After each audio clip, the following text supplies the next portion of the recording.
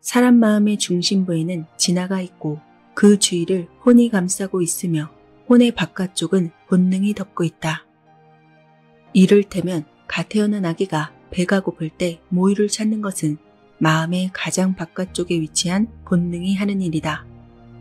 그리고 성장하면서 본능의 바깥쪽에 감성을 형성하고 나아가 지성을 갖추어 간다.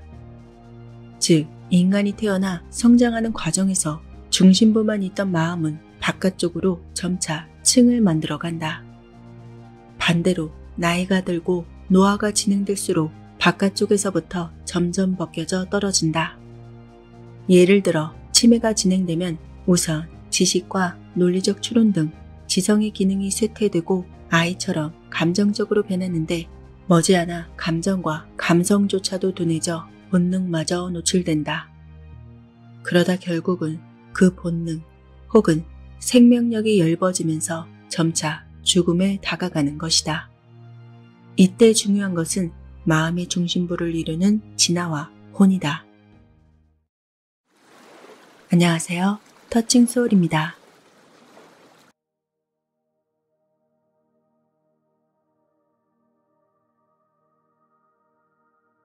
진화는 문자 그대로 중핵을 이루는 마음의 심지, 진짜 의식을 가리킨다. 불교에서 말하는 지혜가 바로 진화이다. 여기에 이르는 깨달음을 얻으면 우주를 관통하는 모든 진리를 알 수 있다. 부처와 신의 생각이 토형되고 우주의 의지가 표현된다고 할 수 있다. 불교에서는 산천초목, 실계성불, 즉 존재하는 모든 것에는 불성이 깃들어 있다는 사고관이 있다. 진화는 그 불성 자체이고 우주를 우주답게 하는 예지 그 자체이다. 모든 사물과 현상의 본질, 만물의 진리를 의미하기도 한다. 그것이 우리의 마음 한가운데도 존재하고 있다. 진화는 불성 자체인 만큼 지극히 아름답다. 사랑과 정성, 그리고 조화로 가득 차 있고 진선미를 겸비하고 있다. 인간이 진선미를 동경하는 까닭은 우리의 마음 한가운데 진선미 자체를 갖춘 훌륭한 진화가 있기 때문이다. 애초에 마음속에 갇혀져 있었기에 우리는 그것을 추구하지 않을 수 없는 것이다. 혼은 진화를 감싸듯이 둘러싸고 있다.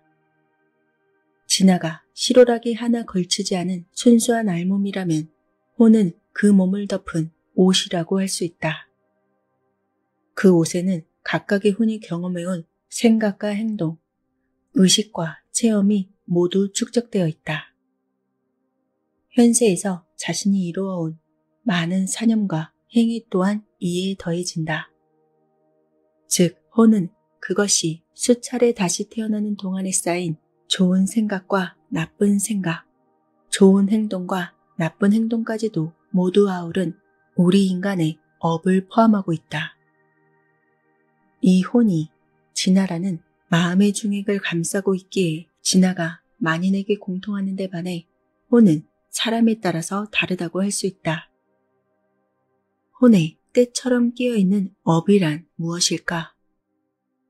업에 관한 깊은 가르침을 준 분은 니시카타 단센스 노스님이었다. 내가 정말로 어려웠을 때 단센스 스님을 찾아가 최근 이러한 문제가 생겨서 심신이 모두 지쳐 도무지 버티기가 힘듭니다. 하고 속마음을 토로했었다. 스님도 이 문제에 관해서는 이미 신문으로 접해서 알고 계신 듯했다. 내심 따뜻한 위로의 말을 기대했지만 스님의 첫마디는 담담했다. 힘들겠지만 어쩔 수 없습니다. 살아가다 보면 역경은 반드시 있기 마련이죠. 그리고 이어서 이렇게 말씀하셨다. 재난을 만나면 낙담할 게 아니라 기뻐해야 합니다. 재난을 겪으면 지금까지 혼을 따라다니던 업이 사라지거든요. 그 정도의 재난으로 업이 없어지니 그보다 더 반가울 일이 있겠습니까? 축하합니다. 이 한마디 말로 나는 충분히 구원받았다는 생각이 들었다. 세상 사람들의 비판도 하늘이 준 시련이라고 순순히 받아들이자 기꺼이 감내할 수 있었다. 그것은 어떠한 위로의 말과 견주어도 손색이 없는 최고의 가르침이었다. 덕분에 나는 인간이 살아가는 의미와 그 깊숙한 곳에 있는 위대한 진리까지도 배웠던 것이다. 유체이탈의 체험을 들어본 적이 있는가? 질병이나 사고로 한 번 죽은 사람이 침대에서 누워 치료를 받고 있는 자신의 모습을 위에서 바라보았다거나 신기한 세계를 문틈으로 살짝 엿보는 체험을 한 뒤에 다시 숨이 돌아오는 현상이다. 실제로 내 지인 중에 유체이탈을 경험한 사람이 있다. 그 사람은 한밤중에 심장 발작이 일어나 쓰러져 병원으로 실려갔는데 심정지 상태가 되었지만 의사들이 열의를 갖고 정성어린 치료를 한 덕에 다시 살아났다. 그런데 깨어난 그가 놀라운 말을 했다. 쓰러졌다 다시 깨어나기까지 그는 어딘가에 꽃이 흐드러지게 피어있는 초원을 걷고 있었다고 한다. 그러자 웬일인지 맞은편에서 내가 걸어와서 자네 지금 뭘 하고 있는 거야? 이렇게 물었고 그 순간 버뜩 정신을 차리고 침대 위에서 소생했다는 것이다. 가까운 사람에게 이러한 체험 이야기를 듣고 나는 육체와 혼은 별개라는 사실을 또 한 번 깨우쳤다. 그가 죽음의 기로에서 본 경치는 실로 생생했다고 말했기 때문이다. 육체는 죽어 있는데 어딘가 또 하나의 세상에 가서 경치를 느꼈고 그 경치가 똑똑히 기억난다면 그것은 육체와 다른 곳에 혼이 존재한다는 뜻이라고 나는 그렇게 받아들이고 있다. 혼은 윤회에 전생한다는 불교의 사고관에 따르면 우리는 업이라는 전생의 때가 잔뜩 묻은 혼을 이끌고 이 세상에 태어나 현세에서 업을 키워가며 서서히 죽어가는 존재라고 할 수 있다. 그리고 그 내면에는 진화라는 순수하고 아름다우며 불성을 지닌 영혼의 마음이 감춰져 있다. 진화가 그대로 발로되면 인간은 깨끗한 마음으로 좋은 생각을 품고 선한 행동만을 하는 부처와 같은 존재가 될 수 있다. 하지만 업에 감겨있는 혼과 욕심에 찬 본능이 뒤덮고 있어 진화의 발현을 방해하기 때문에 부처가 되기 어려운 것이다. 좌선이나 요가 수행도 마음 수양을 목적으로 삼고 있는데 그것들은 마음의 바깥쪽에서부터 안쪽까지 렌즈를 연마하듯이 바깥쪽 벽을 차례로 깨트려 나가는 시도라고 할 수 있다. 우선 가장 바깥쪽에 있는 지성을 없애고 감성에 도달한 뒤 이 감성을 계속 연마하여 본능에 이른다. 그리고 이윽고 본능도 없어지고 마지막에는 진화가 드러날 때까지 연마해 나간다. 이렇게 철저히 내면을 향해 가는 마음의 연마가 수행 그 자체이며 깨달음이란 진화에 도달할 때까지 마음을 갈고 닦은 상태를 말한다. 이렇게 진화까지 도달하면 우리는 모든 진리를 이해하고 부처의 지혜를 얻을 수 있으며 그렇게 되면 본능과 감성에 현혹되지 않고 오직 세상을 위해 인류를 위해 노력하는 삶의 방식을 실천할 수 있게 된다. 하지만 이미 말했듯이 인간은 깨달음에 다다르지 못한다.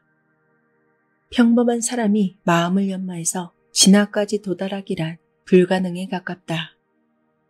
그렇다면 어떻게 해야 좋을까? 나는 이성과 양심을 사용해서 감성과 본능을 억제하고 그것들을 조절하고자 하는 노력하는 자세가 중요하다고 믿는다. 진화와 혼에서 바라는 이성과 양심에 따라서 확고한 윤리관과 도덕관을 마음에 심어라. 세상을 위해서 그리고 인류를 위해 노력하겠다는 사고방식을 갖고 탐욕을 부리지 않는 만족할 줄 아는 삶. 이러한 것들을 마음에 단단히 아로 새겨라. 살아가는 내내 그러한 이성과 양심을 지니고 감성과 본능을 제어하며 선한 경험을 많이 쌓는 것이 곧 마음을 연마하는 일이며 저절로 깨달음에 다가가는 일이다. 그렇게 해서 고결해진 영혼은 현세뿐만 아니라 내세에서도 계속 이어진다. 우주에 존재하는 삼라만상은 모두 커다란 우주라는 생명의 일부이며 결코 그 무엇 하나 우연히 생겨난 것이 없다. 아무리 하찮고 보잘것없는 것이라도 이 우주에 필요하기 때문에 존재하고 있는 것이다. 그런 가운데서도 인간은 더욱 중대한 사명을 띠고 이 우주에 태어났다고 나는 믿는다. 지성과 이성은 물론 사랑과 배려로 가득 찬 마음과 혼까지 지니고 이 지구에 태어난 인간에게는 틀림없이 만물의 영장으로서 매우 중요한 역할이 주어져 있다. 따라서 우리는 그 역할을 인식하고 인생에서 최선을 다해서 혼을 연마해야 할 의무가 있다. 태어났을 때보다 조금이라도 깨끗한 혼이 되기 위해서 항상 정진을 거듭하라. 그것이 인간은 무엇을 위해 태어났는가? 이러한 물음에 대한 해답이기도 하다. 열심히 일할 것, 감사하는 마음을 잊지 않을 것, 좋은 생각을 하고 올바르게 행동할 것, 반성하는 마음으로 언제나 자신을 다스릴 것, 일상생활에서 마음을 수양하고 인격을 높여 나갈 것. 이렇게 당연한 일을 진심을 다해 실천하는데 살아가는 의의가 있다. 인간으로서 가치 있는 삶의 방식은 이 이상은 없을 것이다. 당신은 어떤 삶을 살고 싶은가? 점점 더 불확실해지고 정체되는 사회 속에서 사람들은 지금 어두운 밤길을 더듬더듬 걸어가듯이 살아가고 있다. 하지만 그래도 나는 꿈과 희망이 넘치는 밝은 미래를 그리지 않을 수 없다. 알찬 결실이 맺힌 인생을 살아가는 사회가 도래하기를 마음속 깊이 바라며 또한 반드시 실현될 것이라 믿는다. 인간으로서 올바른 일을 관철해가는 삶의 방식을 따른다면 반드시 밝게 빛나는 여명을 맞이하게 될 것이라고 나는 굳게 믿는다.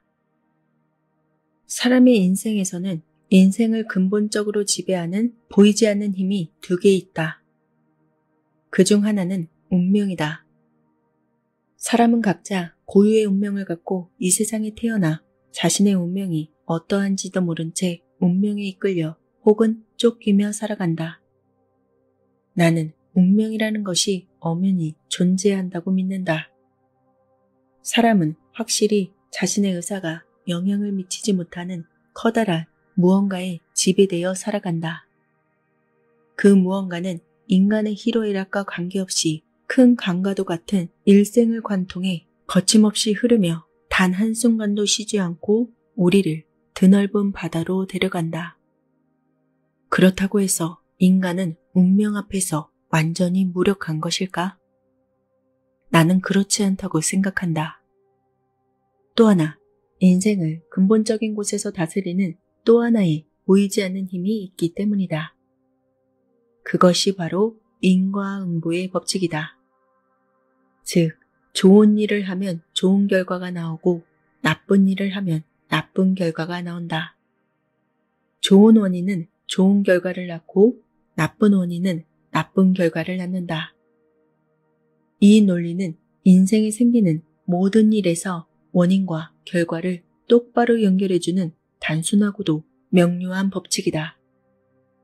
우리에게 일어나는 모든 일에는 반드시 원인이 있다. 그것은 다름 아닌 자신의 생각과 행동이며 그것들은 틀림없이 원인이 되어 결과를 만들어낸다. 당신이 지금 무언가를 생각하고 어떤 행동을 한다면 그것들은 모두 원인이 되어서 반드시 어떤 결과로 이어질 것이다. 또한 그 결과에 대한 대응이 다시 또 다음에 생기는 일의 원인으로 작용한다. 이 인과율의 무한한 순환은 운명과 함께 인간의 인생을 지배하는 섭리이다. 우리가 생각하고 행동한 일이 씨앗이 되어 그대로 현실에 가져다 준다. 운명과 인과응보라는 두 가지의 큰 원리는 모든 사람의 인생을 지배한다. 우리의 인생이라는 저는 운명이라는 날실과 인과응보의 법칙이라는 시실이 얽혀 짜낸 것이다. 인생이 운명대로 되지 않는 것은 인과응보가 지닌 힘이 함께 작용하기 때문이다. 또한 선행이 곧바로 좋은 결과로 이어지지 않는 것도 운명의 간섭 때문이라고 할 수 있다. 이때 중요한 것은 인과응보의 법칙이 운명보다 약간 더 강하다는 사실이다. 인생을 다스리는 두 가지 힘 사이에도 역학관계가 존재하는데 인과관계가 지닌 힘이 운명을 지닌 힘을 조금 더 상회한다. 그렇기에 우리는 인과응보의 법칙을 사용해서 타고난 운명마저도 바꿔나갈 수 있는 것이다. 따라서 선한 생각, 선한 행동을 하면 운명의 흐름을 좋은 방향으로 바꿀 수 있다. 즉, 인간은 타고난 운명에 지배받지만 자신의 좋은 생각과 행동으로 충분히 운명을 바꿀 수 있는 존재이다. 하늘이 정한 운명도 자신의 힘으로 바꿀 수 있다. 좋은 생각을 갖고 올바른 행동을 거듭해 나가면 거기에 인과응보의 법칙이 작용해서 운명이 정해준 것보다 더 만족스러운 인생을 살아갈 수 있다. 만약 선한 행동이 금세 좋은 결과로 나타난다면 사람들은 역시 그렇군 하면서 믿을지도 모르지만 원인이 당장 결과로 연결되는 일은 거의 없다. 오늘 좋은 일을 했다고 해서 내일 바로 좋은 결과가 나오는 경우도 좀처럼 찾기 힘들다. 1 더하기 1은 해답이 정확히 2인 것처럼 B라는 결과가 나오는 것은 A라는 원인 때문이라고 그 인과관계가 명료하게 드러나는 일도 드물다. 운명과 인과응보의 법칙은 서로 교차하여 우리의 인생을 지배하기 때문이다. 이 둘은 서로 간섭한다. 운명적으로 나쁜 시기에는 조금 선행을 해도 강한 운명의 힘이 밀려 좋은 결과로 이어지지 않기도 한다. 마찬가지로 운명적으로 좋은 시기에는 조금 나쁜 일을 해도 그다지 나쁜 결과가 나타나지 않는 경우가 있다.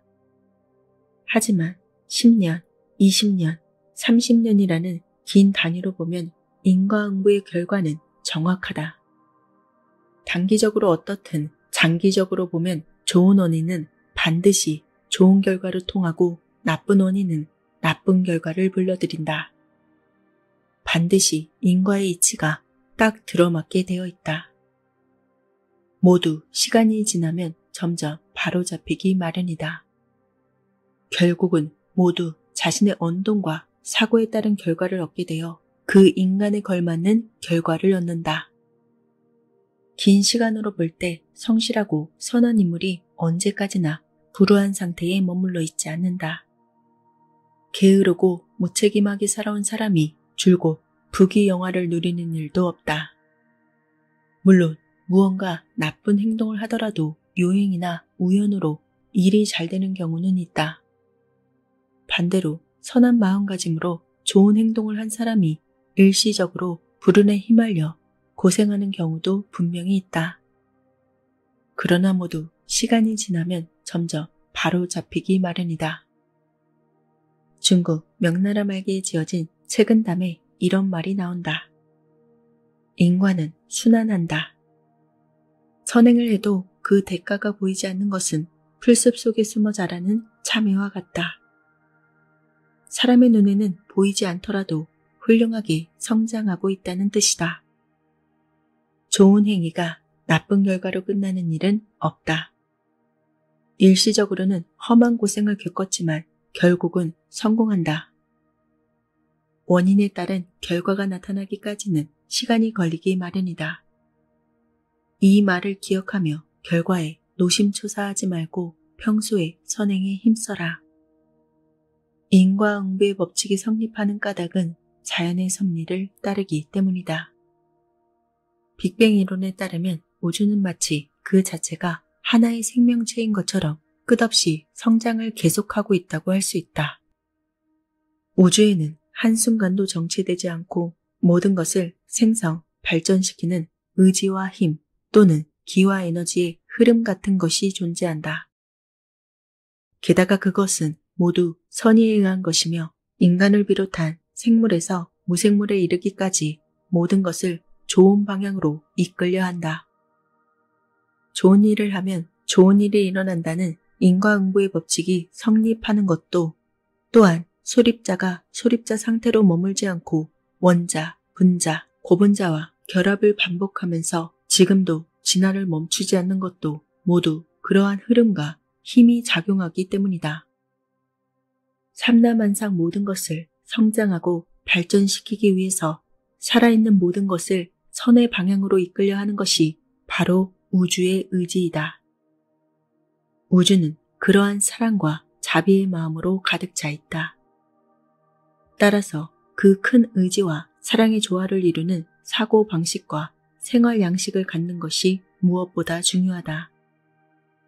좋은 생각과 좋은 행동은 그 자체로 선을 향한 우주의 의지를 따르는 일이므로 당연히 더 좋은 결과, 훌륭한 성과로 이어진다. 감사와 성실, 열심히 일하는 자세와 올곧은 마음, 자기 반성, 원망하거나 시기하지 않는 마음, 자신보다 타인을 배려하는 이타의 정신처럼 선한 생각과 행위는 모두 우주의 뜻에 따른 행동이다. 이 덕목을 지켜나가다 보면 사람은 필연적으로 발전하는 방향으로 나아가게 되어 있다. 운명 또한 더욱 훌륭한 방향으로 바뀐다. 원리는 무척 간단하다. 우주 자체가 모든 것을 잘되게 하려는 의지를 갖고 있기 때문에 우주에 속한 모든 것에도 성장과 발전을 촉진한다. 그래서 우주에 존재하는 모든 것은 성장하고 발전하는 것이 본연의 모습이다. 우리 인간도 예외가 아니다. 그러므로 우주의 의지와 같은 사고방식, 삶의 방식으로 살아가면 일과 인생에서도 반드시 원하는 바를 이룰 수 있을 것이다. 이것을 명심해서 지금 당장 나타나는 결과에 연연하지 말고 평소에 꾸준히 선행을 쌓도록 노력해 나가야 한다.